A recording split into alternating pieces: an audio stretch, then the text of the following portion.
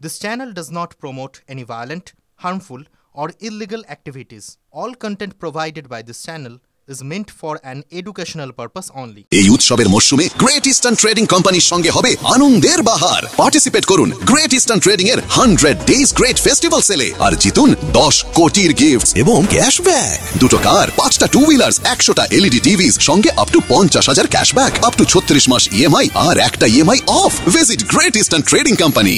পুরনিয়োগ দুর্নীতি তল্লাশিতে বাজেয়াপ্ত 45 লক্ষ টাকা। শুক্রবার রাজ্যের 13 জায়গায় তল্লাশি চালায় ইডি। মন্ত্রী সুজিত বসুর অফিস, তার রেস্তোরাঁতেও তল্লাশি চলে মন্ত্রী ঘনিষ্ঠদের বাড়িতেও। আর সেই তল্লাশিতেই উদ্ধার হয় 45 লক্ষ টাকা, বিভিন্ন নথি এবং ডিজিটাল ডিভাইস। আরো বিস্তারিত এই বিষয়ে জানবো আমাদের প্রতিনিধি সুজয় আমাদের সঙ্গে রয়েছেন এই মুহূর্তে টেলিফোন লাইনে। সুজয়, 13 জায়গায় তল্লাশি চালানো হয়েছিল পুরনিয়োগ দুর্নীতি মামলায়, এবং সেখানে সুজিত বসুর এবং তার পরিবারের যে রেস্তোরাঁ এবং ধাবা ব্যবসা রয়েছে সেই জায়গা এবং তার ঘনিষ্ঠদের বাড়ি এবং অফিস থেকে এই 45 লক্ষ টাকা উদ্ধার করেছেন। এবং তদন্তকারী সংস্থা ইডির দাবি যে এই 45 লক্ষ টাকার কোনো হিসেব তারা দিতে পারেনি, সেই কারণে সেই টাকা বাজেয়াপ্ত করা হয়েছে।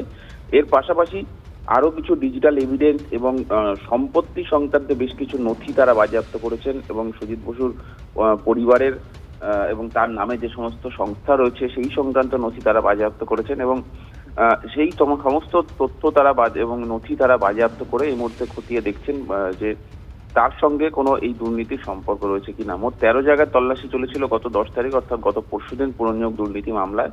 এবং এই যে 45 লক্ষ টাকা এবং যে ডিজিটাল এভিডেন্স, এই ডিজিটাল এভিডেন্স গুলো ফরেনসিকে পাঠানোর প্রস্তুতি শুরু হয়েছে, এবং তার পাশাপাশি যে সমস্ত নথি তারা বাজেয়াপ্ত করেছেন সেই নথির বিস্তারিত বিষয়ে তারা খোঁজ নিচ্ছে, এবং প্রয়োজনে যে টাকা এবং যে নথি পাওয়া গেছে সেই বিষয়ে কিছু তলব করেও জিজ্ঞাসাবাদ করা হতে পারে বলে ইডি সূত্রে জানা যাচ্ছে। সুজয়, অনেক ধন্যবাদ।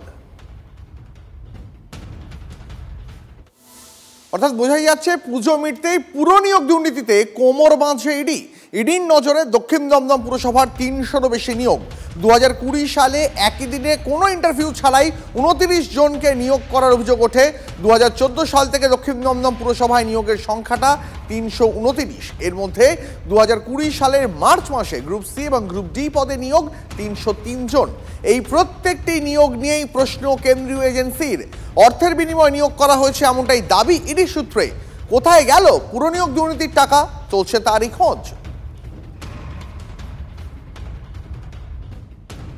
300, 400, 200 আমি এগুলো বলতে পারবো না, কিন্তু তৃণমূল মানেই দুর্নীতিগ্রস্ত।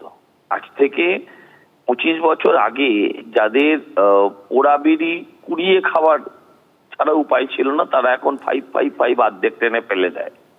যাদের চটি থেকে পা অর্ধেকটা বাইরে থাকতো তারা এখন 10,000 টাকার দামের নিচে জুতো পরে না। আমার বিষয়টা হচ্ছে এই টাকাগুলো এলো কোথা থেকে।